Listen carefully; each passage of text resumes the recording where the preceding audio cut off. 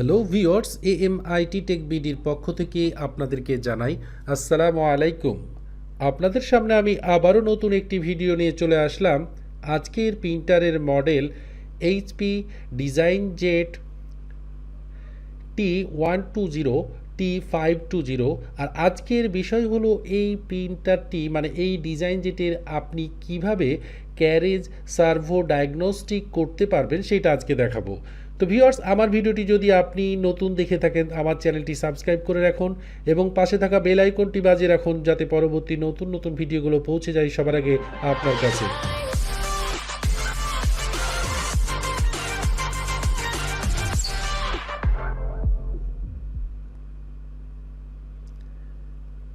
আমাদের অলরেডি একটি ইরর এসে আছে, তো আমরা ডায়াগনস্টিক মোডে ঢোকার জন্য মানে সাপোর্ট মেনুতে ঢোকার জন্য পাওয়ার বাটনটি আমরা 15 সেকেন্ড প্রেস করে ধরে রাখব।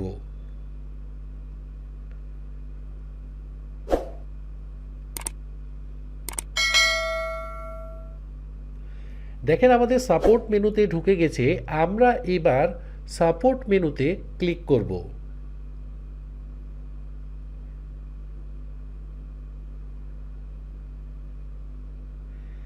এইখানে দুইটি বাটন দেখেন, আপ অ্যান্ড ডাউন বাটন, তার পাশে আছে ওকে বাটন, আর দুই দিকে left and right button light হয়ে আছে।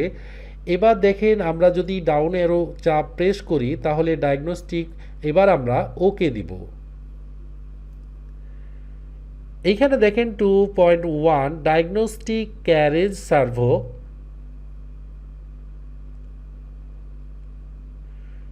আমরা ওকে প্রেস করব।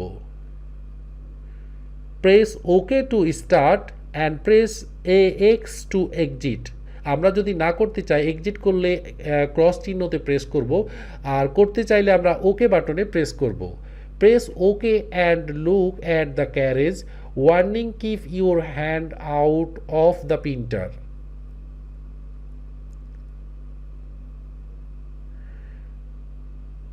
ওকে বাটন প্রেস করব।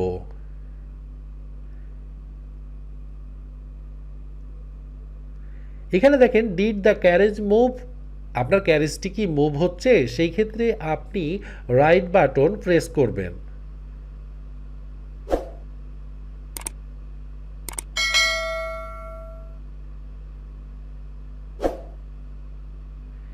এখানে দেখেন ইউজার সিলেকশন, ইয়েস হলে ইয়েস আর নো হলে নো।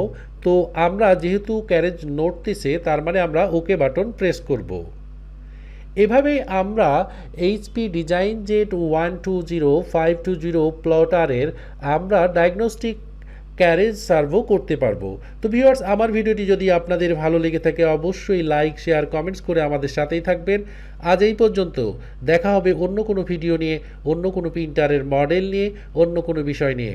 আশা করি ততক্ষণ পর্যন্ত ভালো থাকবেন।